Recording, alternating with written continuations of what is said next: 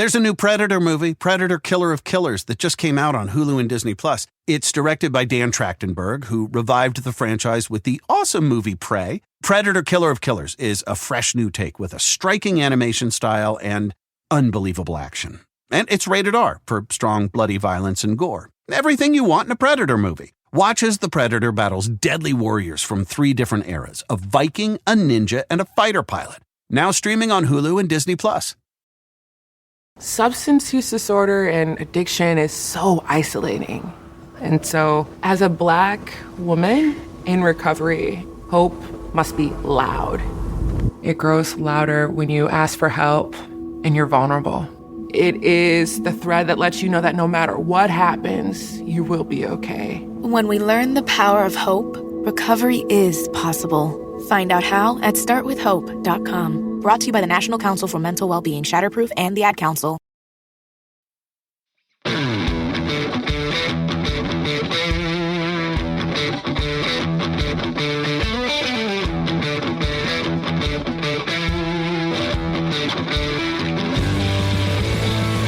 Welcome to the Fantasy Footballers DFS and Betting Podcast with your hosts, Kyle Borganoni and Matthew Betz.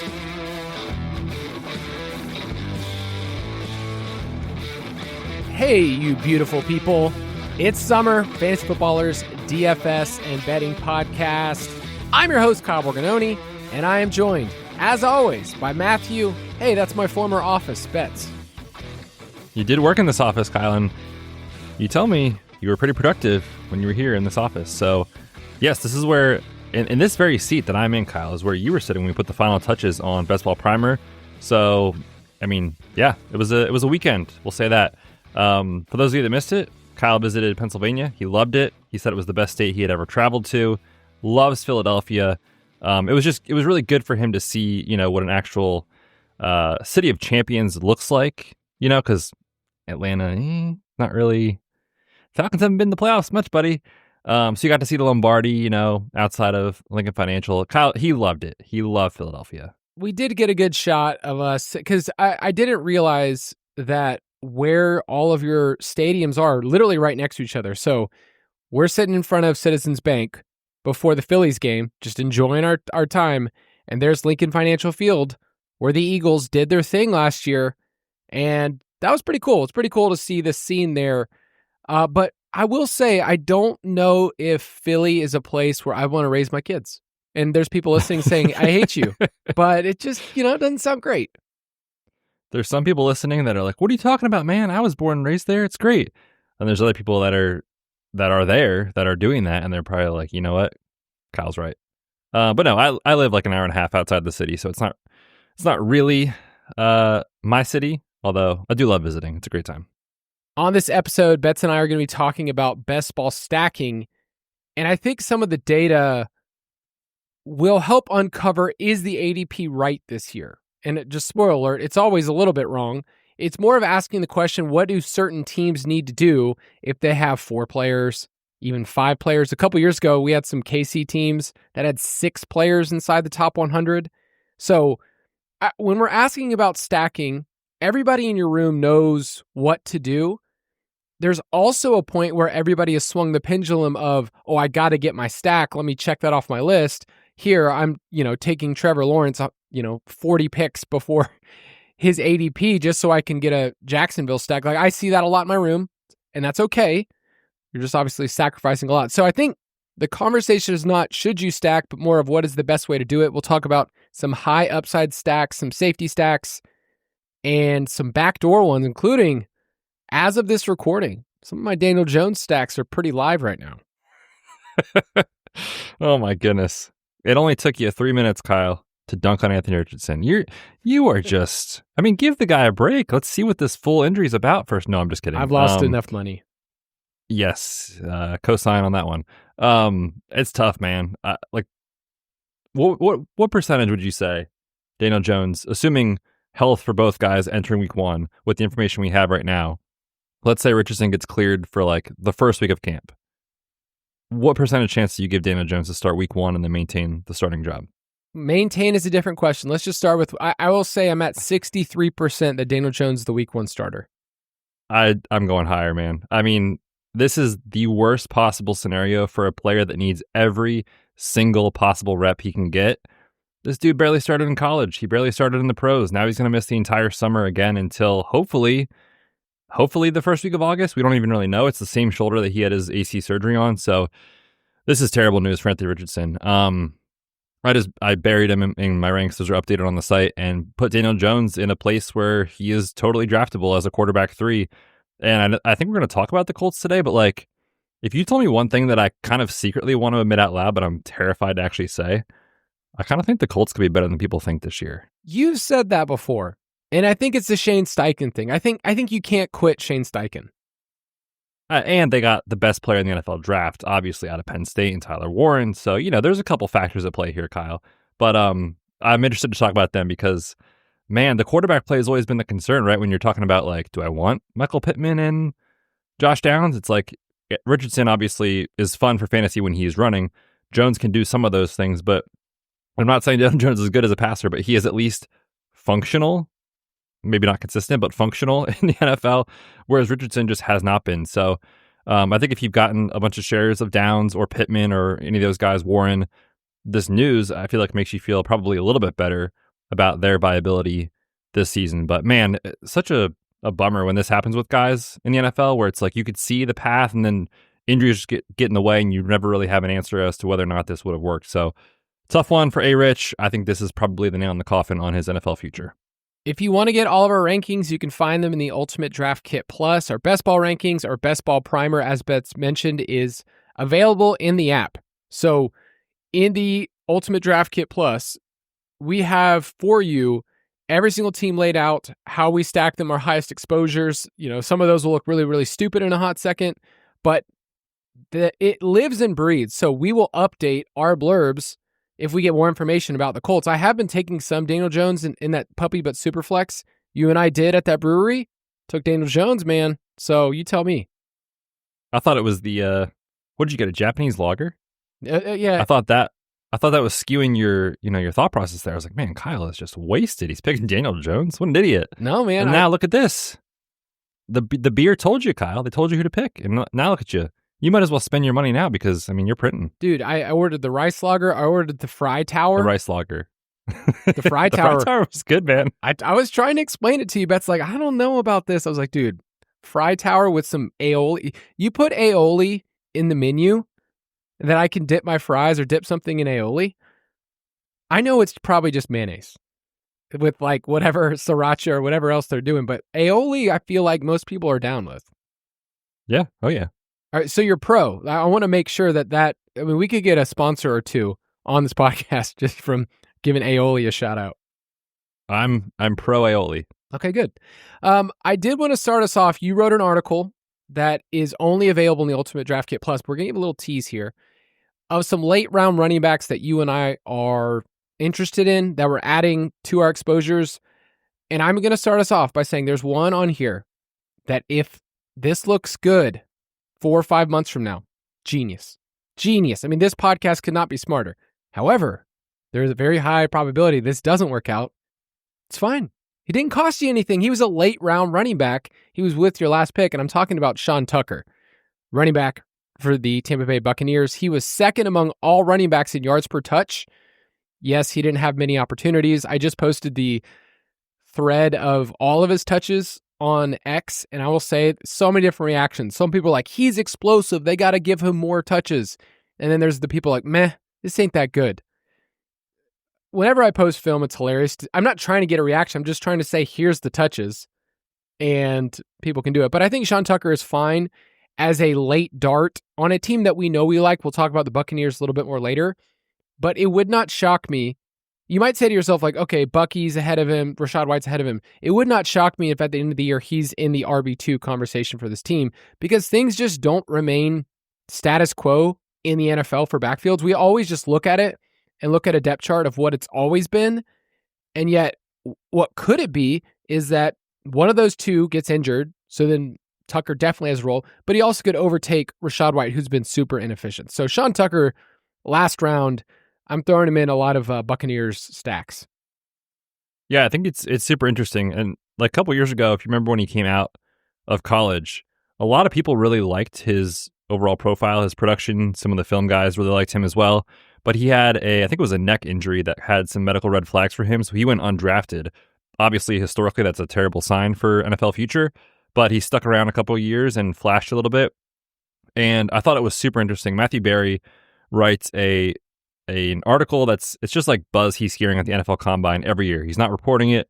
Nobody's saying it's news, but it's just like, oh, this is interesting. I heard this, or, people were talking about this. And not everything in that article every year is what happens, but there's actually a couple things in there every year that are like, wow, that really did come to fruition. One of the things he mentioned from this past March when he was in Indianapolis was that the Bucs love Tucker. There's a chance he could overtake Rachaad White as the RB2. Now, we're not saying he's like going to be the guy that overtakes Bucky or anything like that, but this is more of if Bucky gets hurt, if Rachaad White continues to be very inefficient, the Bucs know that Rachaad White is not the long-term answer, obviously. That's why they are now leaning on Bucky Irving. And Rachaad White's in a contract year. So at some point, the financial commitment to White is going to run out. It already kind of has. And so if White is just still inefficient, doesn't get the job done, I do think there's an opportunity for Tucker. So yes, even on like DraftKings right in round 20, yes, nobody's drafting him right now. So yeah, you can throw him on there if you're looking for an upside swing. As Kyle said, this probably will not work. So just be careful with your exposures. So much credit. But if it does, so much credit to Kyle. I love it. It's so funny how every now and then you come around on a guy, you're like, this could be the guy you need. Turns out it wasn't. A lot of guys have not Tucker. Worked out, let me tell you, over the years. It always works, Kyle. It never fails. The situation I want to highlight and point out is just an ambiguous situation for the RB2 role behind Kyren Williams with the Rams. I don't know the answer to this yet, which is why I'm mixing in both guys, Darqueze Hunter and Blake Corum. Obviously, last year's pick, Blake Corum, in the 3rd round. This year, they took Hunter in the 4th. It's not insane draft capital, but it's not nothing either. For the Rams to do this in back-to-back years, there's been a little bit of buzz on Kyren and getting a contract extension, so maybe that changes things if he does sign a pretty lucrative 2 or 3 year extension, but I don't know what they think about Kyren at this point as far as like how things have gone in his trend. Sean McVay has trusted him. They really have given him everything, but he has not been that good. He's been reliable, but not that good as far as like an above-average talent. When you look at his tackle breaking and explosive rush rate and stuff like that, it's pretty poor, actually. So my ears are just perked a little bit of like, this is back-to-back years. Like, are they saying something? Is this just nothing? And then all of a sudden, Blake Corum and Darqueze Hunter are doing nothing all year, and Kyren's still incredible for fantasy. I just think they're both worth a stab right now in your portfolio in the event that the inefficiency does catch up to Kyren, or just in the event of a Kyren injury. This is an offense you want to bet on. They are 11th when you look at weeks 1 to 17 in their average team total.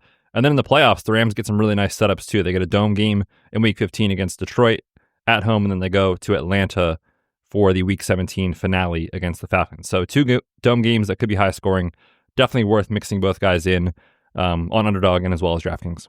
Yeah, last week we talked about the Rams a little bit of having 3 players in the top 36. Puka, Devontae Adams, Kyren Williams. I'm looking at his advance rates the last 2 years. In 2023, remember, he was just a late round stab going past pick 200, but 35% advance rate is wild stuff. Last year, his ADP was 27th overall, but he's still at 25%. So 2 really strong seasons from Kyren. It's hard to argue about what he's done. I think we're more talking about like there's just so many other variables that he hasn't faced yet in terms of injuries and just do they mix in somebody else. So I still don't love him at his ADP. I have not really been taking a lot of him, but I still don't know. Like I haven't been taking a lot of those 2 guys because I'm confused. So you're just saying put on your radar. You can start drafting them in later July. Yes, that's my takeaway for the most part. Turn on notifications for Jordan Rodriguez when she starts giving us some nuggets from training camp. She's the best out there for the Rams. So definitely read her work. She probably will clue us in as to who's the RB2. But right now, one of the best parts about DraftKings and drafting on DraftKings is they will throw up some Q tags on some players kind of just willy-nilly. Blake Corum was dealing with a minor forearm injury, has a Q tag currently. So I've gotten him in the last 2 drafts I've done in the 20th round. And it's like, how bad could it be? Right? So he has fallen quite a bit. But I think, like I said, both guys should be in your portfolio. But once we get the definitive, here's what the depth chart is looking like, here are the touches that we're looking like in training camp, then you can really take action and kind of get overweight one of these two. But right now, I'm just kind of throwing my hands up in the air and mixing them both in. So is DraftKings one of those places when you get to rounds 18, 19, 20 that you just feel like you're ready to bully everybody? Dude, I know exactly who the guy is going to be in round 20 that you need this year. Remember last year when I thought it was Greg Dortch? I didn't, but I think I'm on board with who you're about to say. If we're having a mind meld right now, I think I know who it is. Just say it. Daniel Jones. Oh, okay, yeah, that's a good pick too. That's cheating. I was going to say DeMarcus Robinson. I have mixed him in as well because I have a ton of Brock Purdy. So mix him in a little bit. Yeah, there's some tight ends that go in round 19, 20 that I think are going to run a ton of routes, like Theo Johnson, maybe Terrence Ferguson. So yeah, there's definitely draftable guys there, and don't be afraid to call your shot. Let's take a quick break and we'll jump right in. Hey, Fidelity. How can I remember to invest every month? With the Fidelity app, you can choose a schedule and set up recurring investments in stocks and ETFs. Oh, that sounds easier than I thought. You got this. Yeah, I do. Now, where did I put my keys? You will find them where you left them. Investing involves risk, including risk of loss. Fidelity Brokerage Services, LLC, member NYSE, SIPC. There's a new Predator movie, Predator Killer of Killers, that just came out on Hulu and Disney+.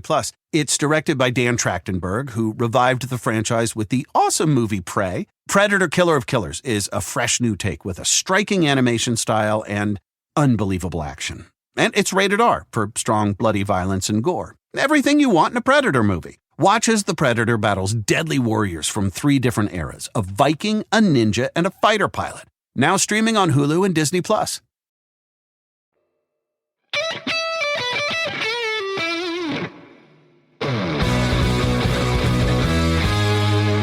Best Ball Bonanza. We're going to talk through some stacking data. So for the people out there that are just like, please, would you share some thoughts from your spreadsheets? We're going to get a little bit here, but then we're going to have a full discussion on some different stacks that we're interested into. Like, for instance, I'm going to pay up for this team. I'm not going to pay up for that team. Here's a value stack. Here's a team at the very, very end that you could say to yourself, all right, I'm out of options. They tell me stacking's good and I need some options. So we'll talk about all of those. But once again, everything is there in the Best Ball Primer if you want to see what we're doing and some of the teams that we're actually trying to overstack and say, hey, like the 49ers, I think that's the team we've talked about the most, that you and I have the most exposure, and our heart is out on the line for Brock Purdy in multiple ways. Best ball, MVP, what could go wrong? Let me just first start off by saying this. Stacking is commonplace now. And would you say, we have some data on it, but like, I went back through a couple different drafts that I've done right now. I'm like, I'm in a Best Ball Mania. That's like in round 15. I'm going back through. I'm like, okay, I'm assuming most of this room is stacking. And I went through and 12 out of 12 teams are stacking. I would say that the number's more like 10 or 11. You're always going to have a couple people who are just in there and they're taking 5 quarterbacks or whatever. But would you say 10 to 11 teams in your 12-person draft are stacking no matter what? I think the vast majority of the time that's the case. It'll vary a little bit depending on the site that you're on and the type of contest you're in and the time of the year that you're drafting. So when all these contests get released, right after the NFL draft, it's us, it's the sickos that live and breathe this stuff that are drafting. So you'll tend to see more, if you're on Underdog, you'll see more badges. You'll see people that kind of know what they're doing, drafting, and obviously everybody's trying to stack. As we get closer to July, August, more casual start to come in. Then sometimes you see some weird stuff, especially in lower stakes contests. But I would say like in the vast majority of drafts I do, at least 10 teams are stacking. So yes, it's not like you are getting cute anymore doing this, or it's sneaky. Like it's almost commonplace, but you still have to do it. So it's one of those things that like when you're in a draft, you have to check that box if you're thinking about how do I build optimal teams. The good news is there's always still 1 or 2 sometimes in our rooms that aren't doing it. So at least just make sure you're checking the box. We'll talk a lot more about how to do it better than other people, maybe. But again, stacking is just so important, and I think the vast majority of people know that by now. And we have some elementary articles on the site. I almost hate using that word, but like if you need stacking 101, like I want to understand the math behind it. We have some great articles. A classic one from our own Matt DeSorbo, no longer with us because he's a PhD student. Made it sound like he died. But just some great stuff about what it does to increase your ceiling.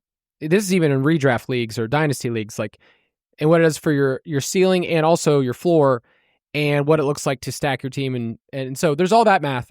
But what we're trying to say is that everybody's doing it. It doesn't mean that everybody's winning doing it. No, everyone's not doing it the right way all the time, but we just know it's been more and more prevalent. So I went and looked at just probably the most classic stack of anybody who had it last year, which was Burrow and Chase, which had a 60% advance rate, just off the charts, really, really good. The years before, that's crazy. Yeah, that's if you just drafted those two and then said, I'm going to take, K-Dot way too early just because Kyle talked about him one time on a podcast and threw on some other people, like you probably could have made it, which is wild to think. But the other years, the Burrow Chase stack, so in 2021, only 35% of the field was stacking those two together. Okay, 35% of Burrow lineups were stacked with Chase, and the advance rate was only 20%. The next year was 34%, stacked those two together, and the advance rate was only 16%. In 2023, it increased a little bit, so 36% of Burrow lineups were stacked with Chase. And the advance rate was really bad because Burrow got hurt, and then they put in their QB1, Jake Browning. Last year, 43% of Burrow lineups were stacked with Chase. That is a really high rate. And it makes sense that Chase is going, last year his ADP was like 2 or 3, that people were taking him there, and then they come back later and do Burrow. It's the same exact thing this year. So my point I want to bring up is you can just assume that for Chase lineups, at least a third of the people in Best Ball Mania, which is the biggest set we have, that's why I use it, at least a third of the people will be stacking him with Burrow. And based on the trends, it's probably going to be at least 40 to 45% of the people. So based on that data, is there anything we want to bring up of just like, okay, that's one individual stack, but in general, a lot of these take the wide receiver first and then get the quarterback later. It's going to be 25 to 30% of these lineups are keying out on that, and some of the higher end ones are even higher. So what are you doing with that info? Yeah, I think, looking at the data, it's like, obviously, those two are going to correlate incredibly well together, so I understand, obviously, why you want to do that. But when I think about knowing that everybody is doing it that way and that's kind of the go-to, especially with how the board sets up right now with ADP, you're looking at, where Chase goes, which in every draft is almost every draft, the first pick or the second, and then Burrow fits super comfortably right at the other side of the board. You can snag him in the 5th round or at the 5-6 turn. It's super easy to do. So my fear in those teams is that combo I know is going to be heavily rostered. Again, obviously I understand why. But then I look at like the week 17 thing, and a lot of those teams are going to say, okay, I can get Trey McBride at the 2-3 turn. I can reach for a little bit for Marv and get him at the 2-3 turn. So like, I feel like when you have these stacks that you just know are going to be so heavily duplicated, I get it. But from a large field, we've got to get some game theory in here standpoint too. There's a little bit of leverage to say like, what if you needed, Chase and not Burrow, or just Chase and Gesicki and Michael Wilson, like that kind of example for week 17. I'm just trying to think about what the field is doing and what the combinations look like right now, because from now until pretty much mid-July, or at least like late July when training camps open, ADPs are not going to change that much unless we get some sort of crazy news, which it's kind of the dead period of news, so we're not going to get a lot. So right now the ADP is comfy. This is where players go. And I think a lot of people are just going to stack based off of that, which again, I understand, but from a leverage standpoint, you will get a lot of leverage if you're a little bit different. Yeah, and Burrow, if you really want to like look at ADP over time, Burrow was kind of in that middle 5th round and then slowly started moving his way towards that, spot where Chase is being picked on the board. If you have the 101 or 102, that's where you're taking Chase, and that's just kind of where he goes, and that's what everyone assumes. Last year, if you stacked a QB1 and a wide receiver one, if you just said, hey, I need to check that off, I know that they told me on the DFS and Betting podcast that stacking is good. I got the wide receiver and the QB1. Sweet, I'm done. It only had a 12% advance rate. And that's kind of standard across the board. But this isn't just check it off your list. This is trying to find which stacks can actually elevate your entire team. So we would just say why we've been lower on Burrow. We love Chase, but lower on Burrow is he needs to do so much. And he's basically being priced as if he's repeating last year and repeating last year's playoffs, which was historic. So I had a team that did really well with Higgins, and I had Chase Brown on that team. I got access to the Bengals team, but I did not have Burrow. I had Jaden Daniels. So that actually allowed me to get to the finals in a couple of spots because I was able to gain some leverage. So at the end of the day, we know stacking is beneficial, and we're not going to tell you don't stack Burrow and Chase. There's just some opportunity costs. We also have talked a lot, if you're reaching on ADP, it's worse than not stacking at all. So I do worry about some of those combinations with the Bengals players and going, okay, you've reached so much that now the entire board is doing the same thing as you because of your Burrow stack, and now Higgins, right? Higgins goes at the 2-3 turn. So I like the combinations. You could get buried.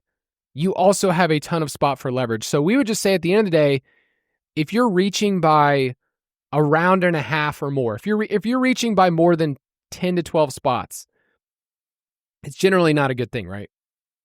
Yeah, that's what the data has shown, and that's why we advocate, like, if you have a stack going, I've kind of said on the show, like, dare your room to take your guy. Like, if they do, that player is going into the season and the NFL playoffs, or the fantasy playoffs rather, with, if we just use the Burrow example, right? Like Burrow and Gesicki.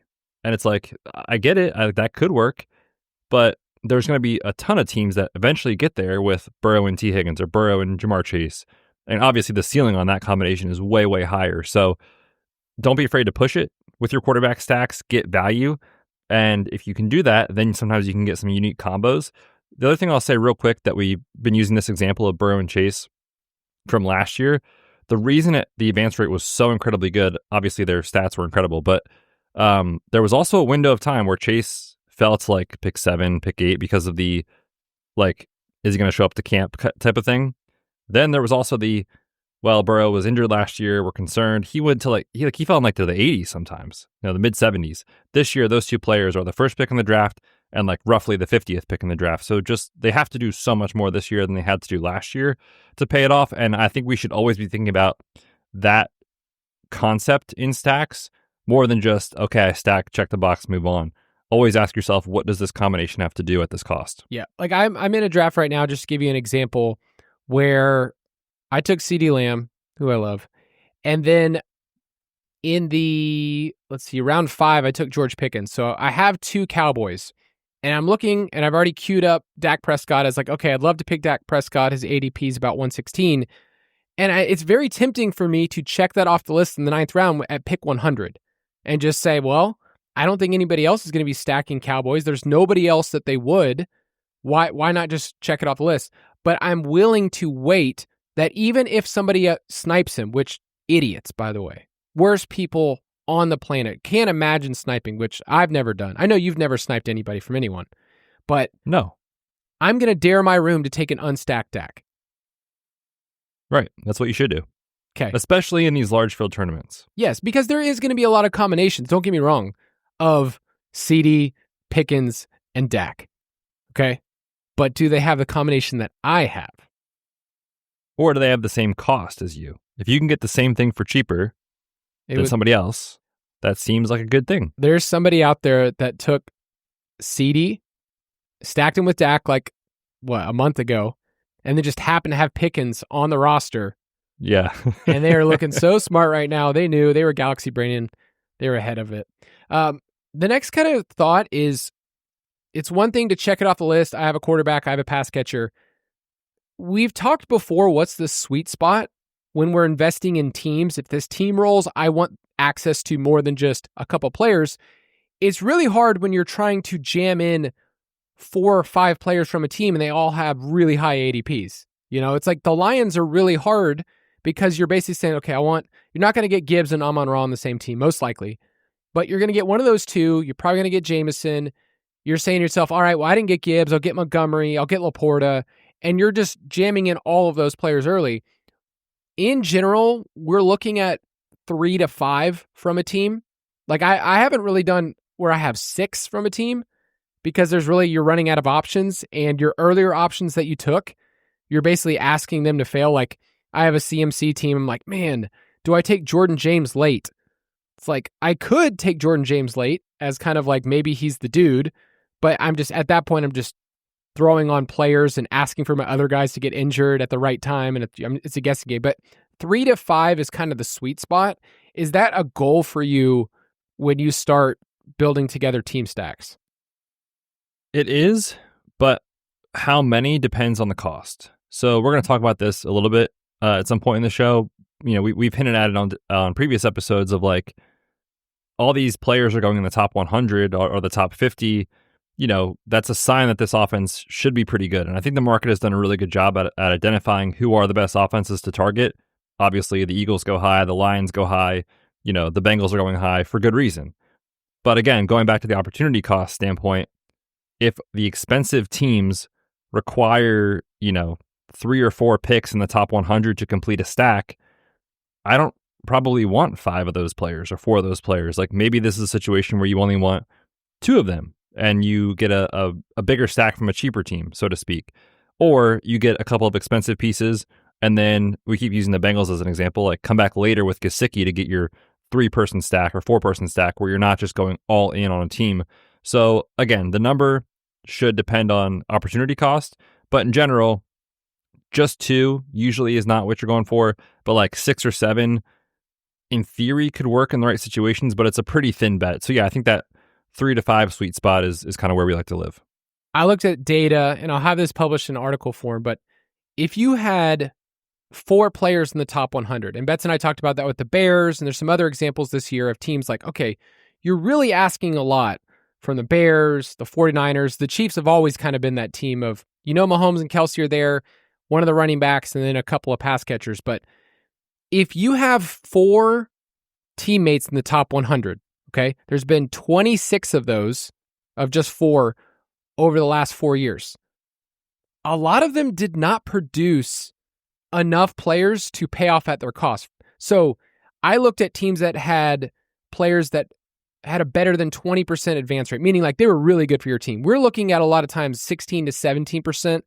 If you hit that, that's expectation, but we really are looking for 20, 25%. Burrow and Chase were off the charts last year, but if you had 4 players from the same team in the top 100, 70% of the time they only produce 1 player with a 20% advance rate. And part of it's the opportunity cost. If you're going, like Tyreek Hill last year, if you're going as like the 2nd or 3rd pick, your advance rate's going to look terrible because you are killing the rest of your team. But I found that when you got to 4, 5, or 6, it was too much for the ADP to handle. And there were very few teams that produced 3 or more players that actually had a 20+% advance rate. The only couple of teams that really balled out, the Eagles, a couple of different years were just really good.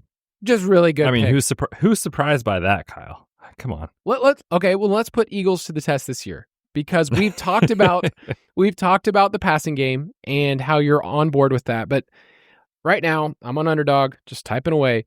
We have Saquon at 2.7 ADP, Browns at the 17th overall, Devonta Smith's at 45th, Hurts is at 50. That's 4 players inside the top 50. Does that tell you, just based on history, that it's really hard for more than 2 of those guys to pay off? I think it is going to be. And like when you think about the team level aspect of this too, a few years ago when these guys were all like major hits, that was the year that Jalen Hurts kind of had his first season as a starter. He was going like in the 60s. He was like 35% advance rate, like kind of one of the guys you needed. And Swift in that year that he was on the team was going in like the 90s. And then Devonta, there was a couple years where he'd go in like the 70s before he got seamed up last year to the 2-3 turn. And now he's kind of settled in the middle. So like when previously Eagles teams were like, man, if you just took the Eagles, like you probably had a pretty good year. their ADPs were spread out and they were all, in the first 100 picks, but not in the first 50. Now they're all in the first 50, right? So like, if I'm taking Saquon, I'm probably not taking AJ Brown and then also taking Devonta Smith and taking Jalen Hurts. Like, especially with what we think about the team this year, where we think they're due for some regression. We took their under on their win total, which I hate saying out loud. But again, opportunity cost is massive. So I'm trying to be a little bit underweight the field Saquon and leaning into the pass game, as I've said. So like my approach here is, maybe it's a Brown, Hurts, Goddard, tackle on Goddard late type of situation. Or, you take Devonta Smith and Jalen Hurts and then you tackle on Goddard and Will Shipley in round 16 or something like that. I just think you want to be mindful of this group of the top 50 that I probably am setting a rule where it's like, I don't know, max 2 in most of my drafts, unless I get an ADP value or something. But yeah, I think these guys have to do a ton to pay off. And generally speaking, ADP just reflects what happened the previous year. This Eagles team just ran so pure on everything last year. And obviously, I hope that happens again as a fan, but I am not expecting it. I think one of the things that I've found from this data is that I'm asking so much from these players, but I also am drafting as if I'm right. So if I draft AJ Brown, I'm not saying like, oh no, I'm so scared that he's not like, I'm drafting as if he's right. But the rest of my draft, I'm conscious of what I'm asking this Eagles team to do in this specific draft. I could draft Saquon on a different team, and in that team, I'm trying to get Saquon, and I'm assuming that Saquon is the piece or whatever. But to me, it emphasizes the importance of you building team stacks, and you're using past pick 100 to really gain leverage on the field. So like, we don't want anything to happen to Saquon, but if you're in that situation, you said earlier, it's Devonta Smith, it's Hurts. Well, the way I gain leverage on this Saquon team in my room, and I gain leverage on other Saquon teams, is if I have Will Shipley. Or, there's just other ways to do it. And I've found the best picks in best ball are always going to be the players that we tacked onto the stack that gain leverage from players earlier. And so Chase Brown was one of those dudes last year where Zach Moss was going as a top 100 pick. And yet Chase Brown was going a little bit after. And at the time, we were like, I feel like Moss isn't good, but this seems like the team likes him. And for the first couple weeks, I think we all forget, Moss was the dude. I think that was their plan going into the season, and then he had his neck injury. So, but you're using Chase Brown as leverage on all these other, top 100 picks for that team. And the Bengals are kind of an extreme example, but that's what you're doing. That's why the rest of the board matters so much and why we care about getting to 4 or 5 players from a team. I'm going to be wrong about some guys. And if I think that somebody in my room is wrong, I want to gain leverage. Yep, I think that's a great way to put it. And I'll just add on too, like, I like tacking on the cheaper piece of the stack whenever I can, especially if it makes sense with your build. Like Goddard, for example, if you went with somebody, I don't know, like Bowers early or Kittle, and you're like, that's a perfect, tight end too, and I can just be done at tight end. If it fits kind of your roster construction, your build too, I like doing it. And I will just say, like, the reminder, the point of stacking is just you're making a bet on the team.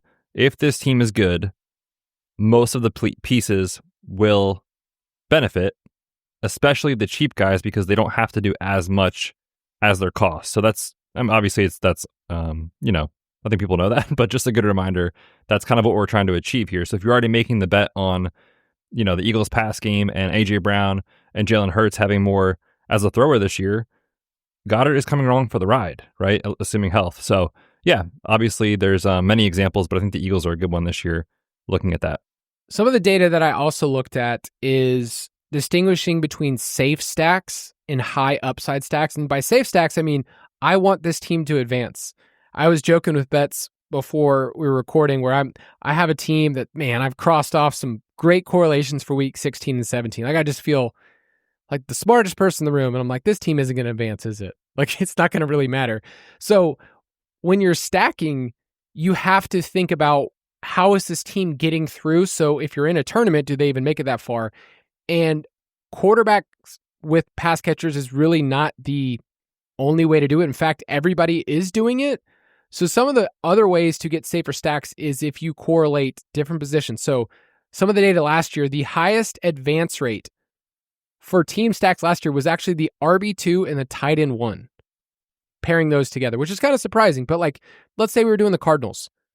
That's a team that I would be very interested this year, and I have been doing it. If I take McBride early, and let's say I do stack him with Kyler, Trey Benson feels like the type of leverage on Connor and at a spot in your draft, 140th overall, where I am not having to pay a ton, but maybe Connor gets injured, or maybe Benson is the second half hammer. So those are like the cheaper routes, and it has a good advance rate because it doesn't cost you a ton. Like, I could have that team I just mentioned, McBride and Benson, and I could really go wherever else I want in my draft with other team stacks, but I'm gaining access to one that was really good. Last year was a 31% advance rate if you had that combination.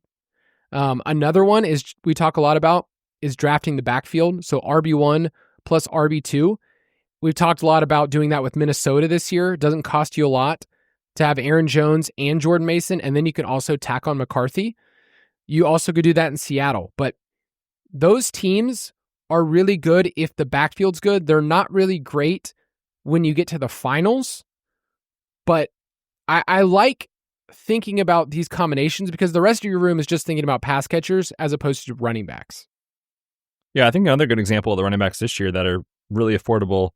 Like, I'm on record saying, like, I'm kind of nervous about what Chicago does over the next several weeks, but like, if we get to camp and it's still Swift and Roschon and that's it, like, Roschon's climbing right now at ADP, but I don't know. I can't see him getting above 150, maybe something like that, 140. And it's like, man, even at that price, if Swift's still around pick 90 and Roschon gets to 150, it's like, that's totally cool. You know, those two together can ping pong weeks, or maybe it's Swift for a part of the week, he gets injured, and then Roschon's great in the second half, or just chaos ensues. So you don't really want to predict what you're betting on, but you're betting on the backfield, and that's a good example too. It feels gross because the schedule's terrible, and I don't know how many games they're going to win. The Giants are also an ambiguous backfield where, I mean, you could take both guys at pick 100 to 115. Washington, same thing. I actually kind of like Eckler a lot this year. Yeah, there's a lot of teams that you can do that with this year. The Chiefs are another one. So yeah, there's plenty that you can do that. And it's one that when you do it, you feel like you're not sure what bet you're making, because you're like, if I'm betting on Pacheco to like be the guy, like, shouldn't I just bet on Pacheco? But what if the Chiefs are just awesome this year and Pacheco is good and has like a handful of really nice weeks, but for whatever reason, you know, Elijah Mitchell's mixing in at the end of the year and he gives you a couple 2-touchdown games. Like, again, it's so hard to predict the NFL season. You shouldn't be trying to do that. You're just betting on teams and saying this team is good, this will happen. Chiefs are expected to score a ton of points. The Commanders expected to score a ton of points. Just some specific examples there for sure. So there's safe stacks if you want to, you know, hey, this doesn't cost me a ton. Like all those running backs we were mentioning, I'm like, oh, I could just add those in because I'm going for this team, and overall it's a good bet. There are certain ones that have higher advance rates when you get to the finals, which finals data can always get skewed. It's just one example, but the RB2 plus wide receiver 1 for a team is usually a gold mine when you get to the end of the year. The classic example is always like, this dude that I wasn't expecting to be the guy is the guy now. The ADPs were wrong, and now I have this guy that's crazy. So like 2 years ago, remember, if you would have taken Tyreek, Tua, and then you added on Mostert, dude, you were just cooking because HM was a good pick too, but Mostert was actually the pick that was even better, and he was going at, you know, pick 150. This year, if you wanted to take Amon-Ra and get access to that team, you could just pick Monty, who always will go at pick 70, and Goff at 115. That one feels really, really good. Tyreek, I'm looking at the Dolphins again this year because my gut reaction is that the field's like, I feel like they're just not good anymore. And they're kind of sliding in a place where you're very into Waddle. We're both into Waddle this year. So I'm curious about Miami because they do have a number of running backs behind Achane that we're all like, I don't know what to do with Jalen Wright. I don't know what to do with Ollie Gordon. I don't know what to do with Alexander Madison. I really don't know what to do with him. But they have an awesome playoff schedule.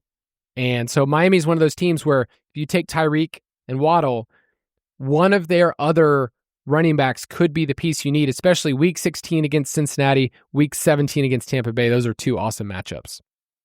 For sure. And, you know, going back to kind of last year's discussion on Devon Achane, it was like McDaniels kind of used two backs. So like maybe you want the second back, or we're not sure. And now after another year of data with Achane in the league, everybody is like, Jalen Wright was terrible last year. Like, who knows about Ollie Gordon? But again, Achane is an undersized back who probably isn't going to carry the ball 300 times, right? Like, there's been a little bit of positive buzz on Jalen Wright. I don't want to chase that too much, but like you're saying, just if Dolphins are good and it's a committee or he gets more work than you realize or there's an injury, like, the whole team will benefit. So that's just always what I'm thinking about. Like, when I'm making this bet on these players, I'm betting on the team. I'm not betting on the player specifically. So, Dolphins are a great one. Super cheap to tack on him. I know you can also tack on a bunch of other running backs that go in that range that you're like, I don't know. Like, what if it's Drake London and Tyler Algier? I hope Bijan stays healthy, but don't you put that evil on me. I hope. I mean, hey, I just pulled off a pretty big trade in Dynasty to get Bijan, so I'm rooting for him, but chaos in the NFL is inevitable. Yeah. So the Dolphins, you were just mentioning them. I'm on this deep dive right now. And Betz always gets like the side information from me of like, dude, here's this study. He's like, I don't care right now. But I have been looking at everything Miami did last year, comparing it to the previous 2 years. And I just finished watching every single route from Tyreek Hill last year where he was put in motion. I have to go back and watch the other 2 years, but like, what was different? Because it didn't work. I think the stat I gave you is that like Cade Otton had a higher yards per out run on plays in motion than Tyreek Hill did. I was like, oh man, something's wrong. So the Dolphins will be a team that I think I come back to this summer, and maybe I can give people some more information, but they're too cheap for the upside we know they have, like as a team. So let's take a quick break, and then we'll talk about some teams that we like. Why are there ridges on Reese's peanut butter cups? Probably so they never slip from our hands. Could you imagine? I'd lose it. Luckily, Reese's thought about that. Wonder what else they think about. Probably chocolate and peanut butter. Ryan Reynolds here from Mint Mobile with a message for everyone paying big wireless way too much. Please, for the love of everything good in this world, stop. With Mint, you can get premium wireless for just $15 a month. Of course, if you enjoy overpaying, no judgments, but that's weird. Okay, one judgment. Anyway, give it a try at mintmobile.com/switch. Upfront payment of $45 for 3-month plan, equivalent to $15 per month required. Intro rate first 3 months only, then full price plan options available. Taxes and fees extra. See full terms at mintmobile.com.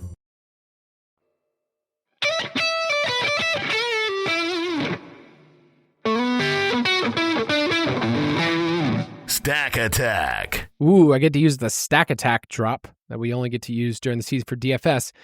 The way this is going to work is I'm going to name a category, which we have some sponsors. I don't know if you knew. Some big-time sponsors. I did see this come through. For these categories. Now, there's some other sponsors. This is a shameless plug here. And because right now, I always have something to drink. Betz has some hot tea. We have some. Right now, I am drinking some Lemon Perfect. This watermelon flavor. And I believe I was the one that got you turned on to Lemon Perfect. And it is just a delight. Oh, you fancy, huh? Getting that watermelon for the summer? Kyle, jeez. Dude, isn't this stuff amazing though? Lemon Perfect. It really is. It really is so good. Jalen Hurts is sponsored by them, so I figure I don't like to give shameless plugs. This is one though. So also, anybody that might work for Lemon Perfect, if you're listening, the DMs are open.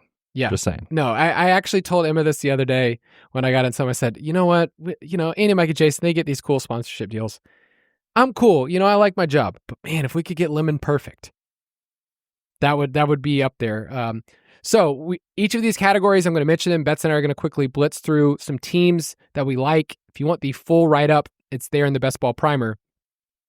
But a high-end stack. This is sponsored by Don Julio Margaritas because for the high-end clientele at Chili's, there's nothing like a Don Julio Margarita. So what team are you willing to pay up as a higher-end clientele? I know you are a Don Julio enthusiast. What are you willing to pay up for this year? As soon as I walk in the door, they're like, get the top shelf. Here he comes. Get the top shelf stuff, the good stuff. Whew, breaking the bank. This is not going to surprise anybody. It's our Niners. And when I look at this team and I look at the ADP kind of landscape, obviously they have some expensive pieces in CMC, who's a kind of fringe round 1, round 2 guy. Kittle settled in nicely at kind of right around pick 50, almost always goes there. And then you've got the 3 wide receivers who are all expensive relatively to that kind of top 100 cutoff we've been talking about. So they do have a bunch of guys going in the top 100. When I'm stacking this team, though, I am not thinking about tacking on 3 of these wide receivers. Maybe it's a CMC, a Kittle, and one of the wide receivers, and then Purdy, who goes after pick 100. So it's an ambiguous situation at the wide receiver room. We've talked a lot about this team with the easiest strength of schedule, one of the highest implied totals throughout the year, a defense that could really struggle. So this is all stuff, if you've listened to the show before, you've heard. But just to reiterate, like, these ADPs are probably not all right. I don't know which one is going to be right or which 2 are going to be right as far as these wide receivers, but I definitely want to, obviously invest in McCaffrey. Kittle, I think, is an awesome pick. And then pick one of the wide receivers in Purdy, and you've got a pretty affordable stack that, again, with Purdy, pick 100, 110. Sometimes I get him 115. Like, it's not high enough for how good I think this offense can be. So I am willing to pay up for the Niners. He's also running way more than people realize. Like 21% of his fantasy points came on the ground. It was actually right below Lamar when you look at just pure percentage.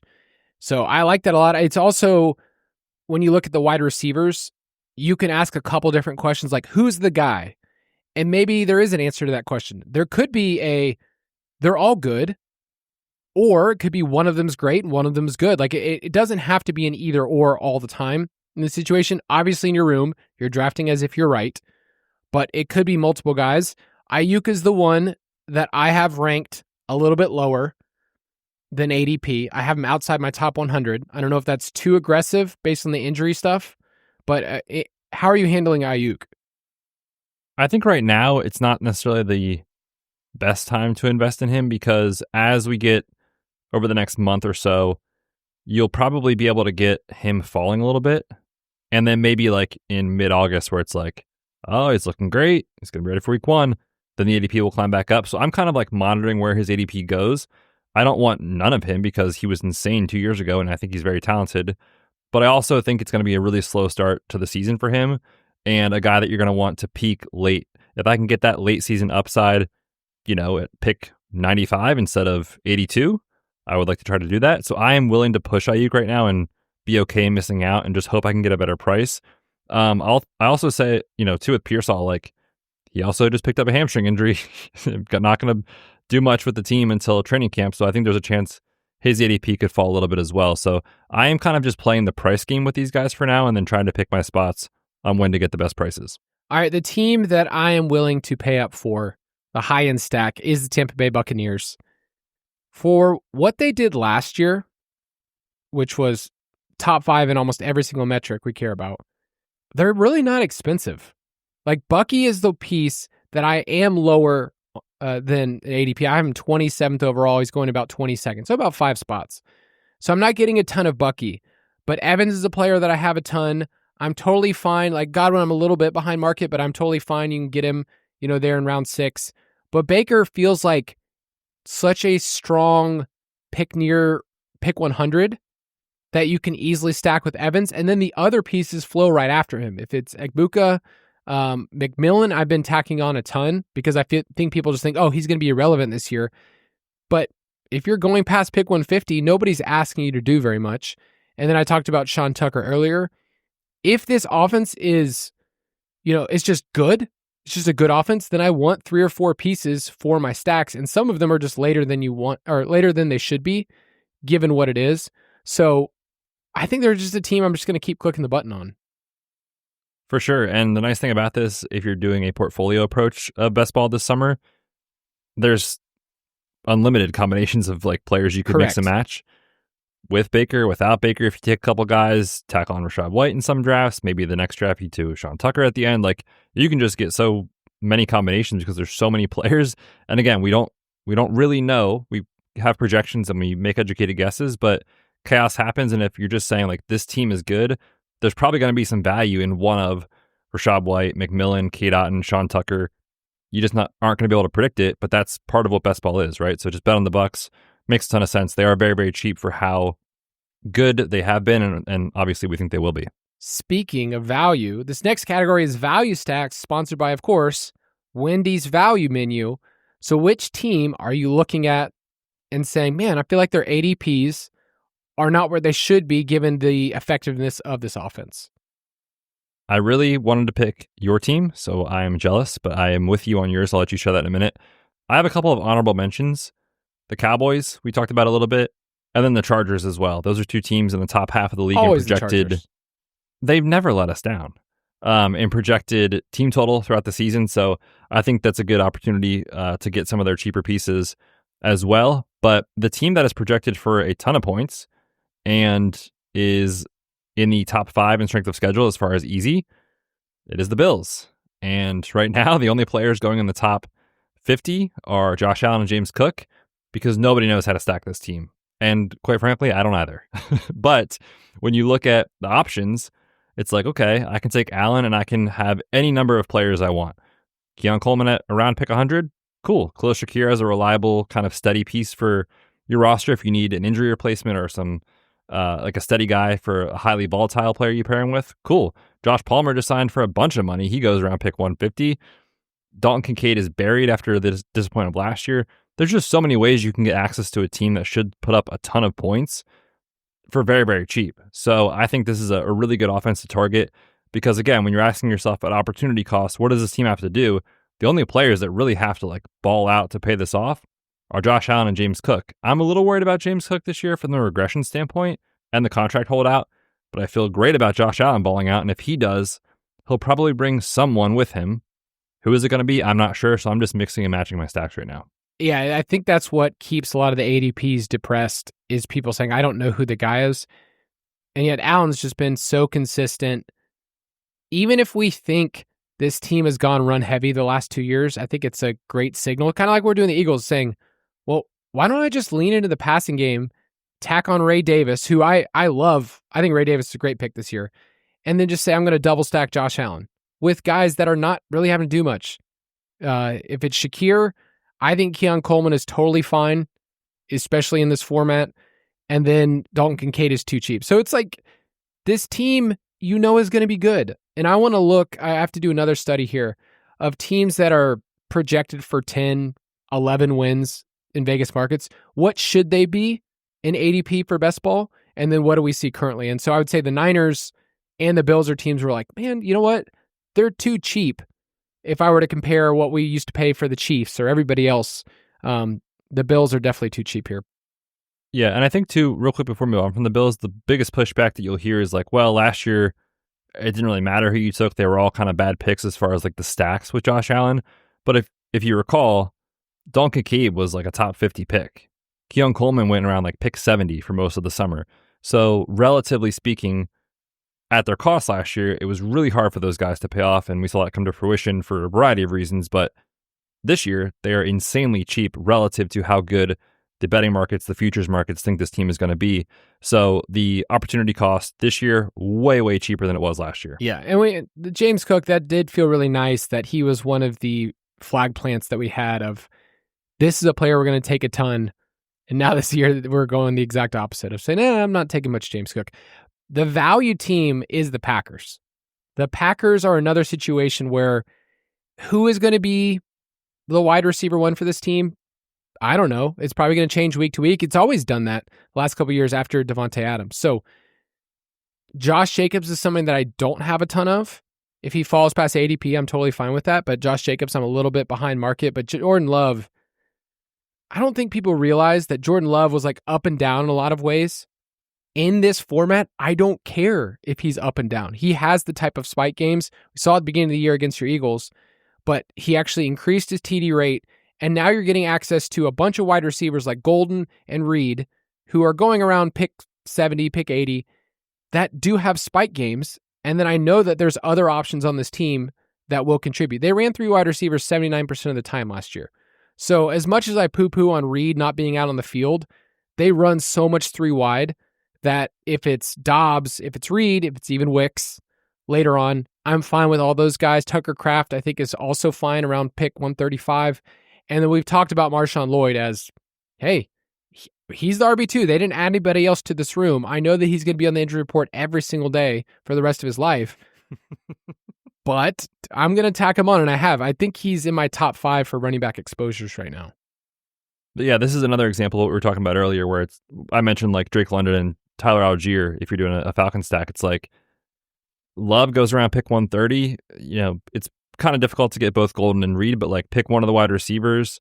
Jordan Love, tackle on Marshawn Lloyd, right? Like, you're just betting on the Packers. This is, I think, the biggest mismatch in terms of number of players going in the top 50 based off of projected team totals across the entire season. The Packers right now, I think off the top of my head, let me pull it up, are 12th in the league in projected team total across the season. And none of their players go high except for Josh Jacobs. So I'm with you big time buying in on the bounce back for this offense as far as how they perform. And last year, if you recall, in hindsight, it sounds hilarious, but Romeo Doubs and Dontavian Wicks were kind of both at like pick 115 to like 130 for almost the entire summer. Now Dontavian Wicks is free. And I'm not saying Dontavian Wicks doesn't have issues. Like, he's got his issues. No, right? I hear what but you're like, saying. The man cannot catch a cold in January. But in the round 18, we need him to have like 3 or 4 spike weeks. We don't need him to be awesome. And last year when he was drafted, you know, he got steamed up sometimes to like pick 100. It's like, what are we doing? That never was going to work. In hindsight, obviously, we know that. But again, another example, if you're like, I took Reed, I got Love, cool, round 18, Dontavian Wicks, come on down, right? Like, it's basically just the cheap add-on. So there's so many ways to stack this team. I'm with you. And, you know, definitely a team that has a nice potential shootout with the Ravens in week 17 too. All right, our next category is overrated stacks. So stacks that we're not willing to pay the ADP. And we actually have not a sponsor for the segment because I want to hear from you and I'll share mine. But is there anything that you find overrated in life? Could be something in culture, movies, sports, whatever it is. You got to be careful because there can be people that are going to say, oh man, how dare you bring this up? What's overrated? So anything that like you're... The first thing that came to mind is soda. Okay, that's a good It just doesn't do it for me, man. It's not good for you. I think it tastes okay, but like I can get that somewhere else. So yeah, soda's overrated, dude. Okay, I don't mind that at all. We don't keep soda. Emma likes like a Diet Dr. Pepper every once in a while. She would. That's so Emma. I'll have a Cherry Coke once a year, but we have mostly seltzers. Same. Okay, so that's overrated. Give me your pick. Yeah, this year I'm going to go with the Lions asterisk. Okay, don't hear what I'm not saying. I think the Lions are going to be good. I think that there will be multiple of their pieces that are helpful for your best ball team. I think they're good choices. However, right now you have Gibbs and Amon-Ra locked in the first round. You've got Monty at pick 70. You've got Jamison Williams at pick 45.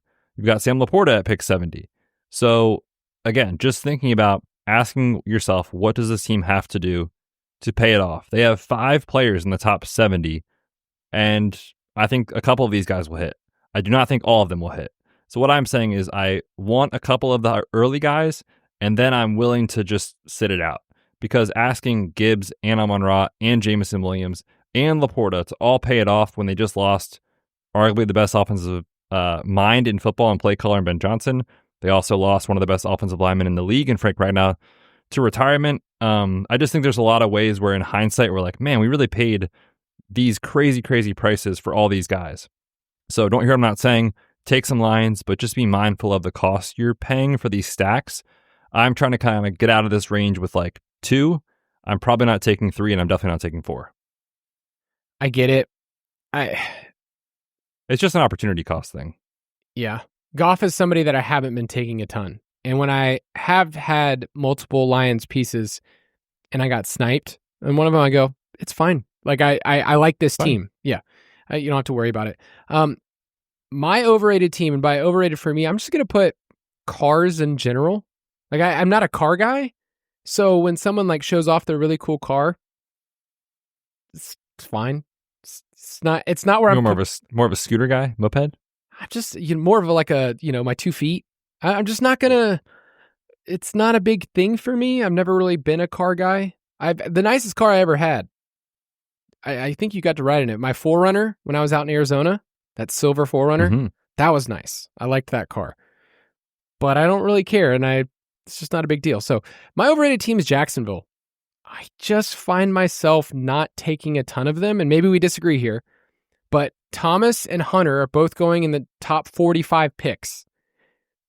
It's really It's really tough for 2 wide receivers that are going in the top 4 rounds to both pay off. We've seen that a couple of times.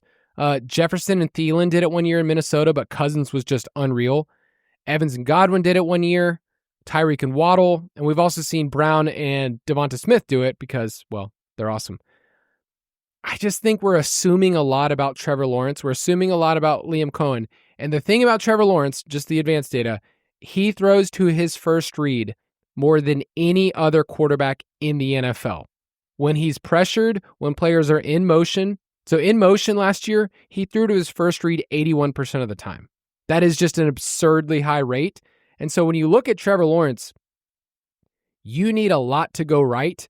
And I just worry about beyond Thomas and Hunter, who are the other skill position players here that are going to be able to come through? Brenton Strange has been a player I have been tacking on, even as just one-offs. But I just think that this team is still like a step away, and I'm not paying the price for both Thomas and Hunter and Lawrence. I'm fine if you get Thomas or you get Hunter and then you get Lawrence, but I'm not trying to double stack those two. Yeah, I was going to say, like, what are you talking about here, man? These guys are all cheap. The only expensive players are Brian Thomas. That's what and I'm saying. Travis I'm Hunter, not paying for both of those players together. Yeah, but if you get one of those and you just say, I don't know the running back room, it's ambiguous. We like that in fantasy. Like, you should be attacking this ambiguous situation.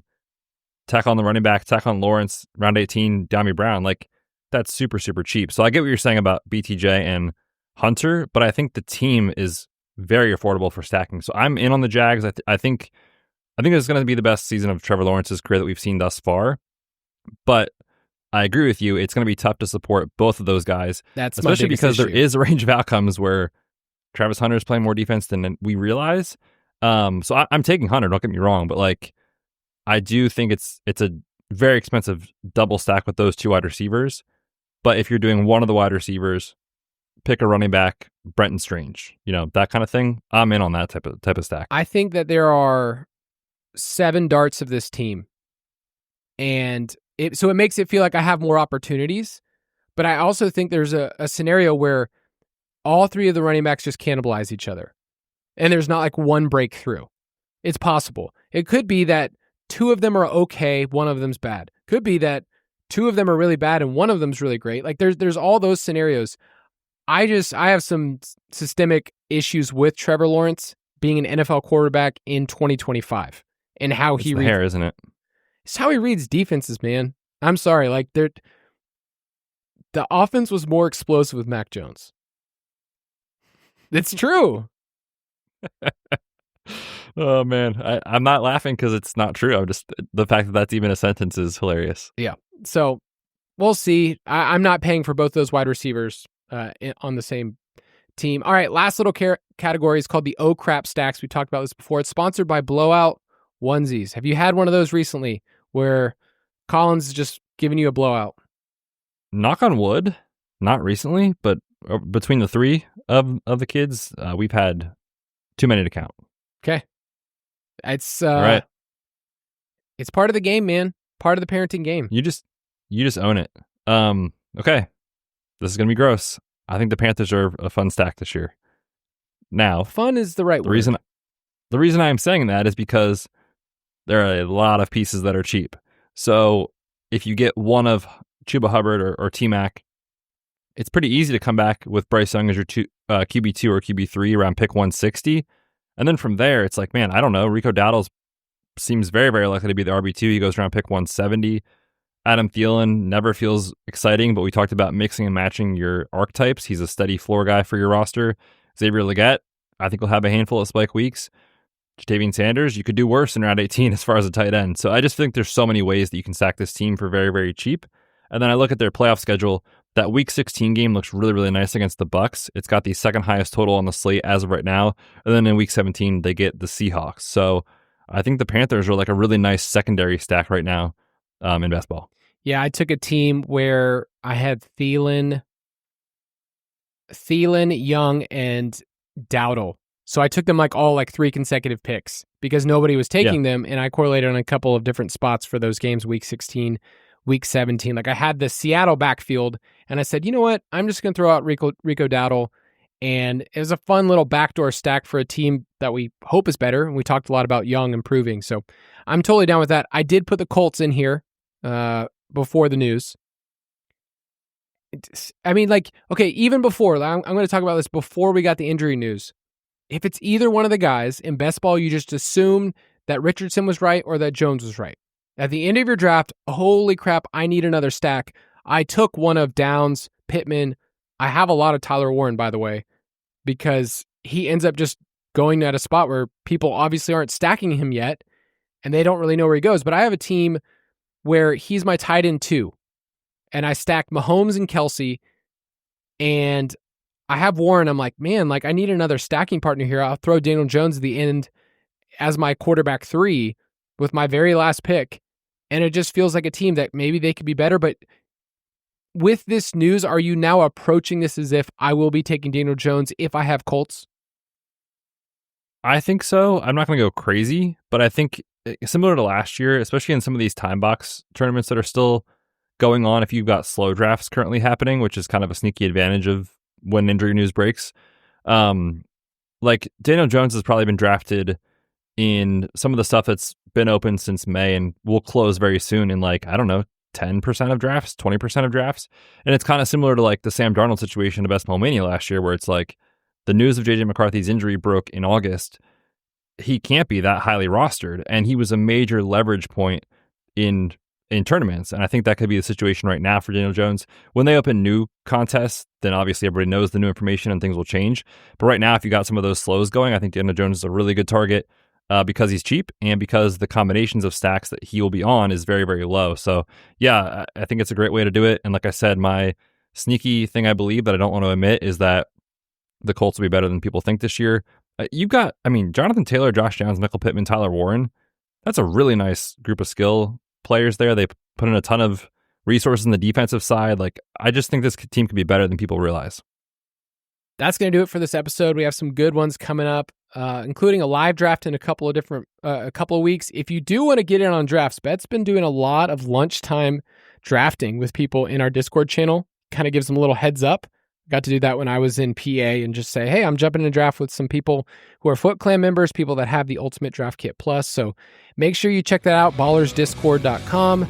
Betz, sign us off. Yes, sir. Hopefully everybody has an awesome weekend ahead. Now you know everything you need to know about stacking. And apparently Daniel Jones is the skeleton key to best ball in 2025. What could possibly go wrong? Have an awesome weekend. We'll catch you guys next week. See ya. Thank you for listening to another edition of the Fantasy Footballers DFS and Betting Podcast. Don't forget to visit us on the web at thefantasyfootballers.com.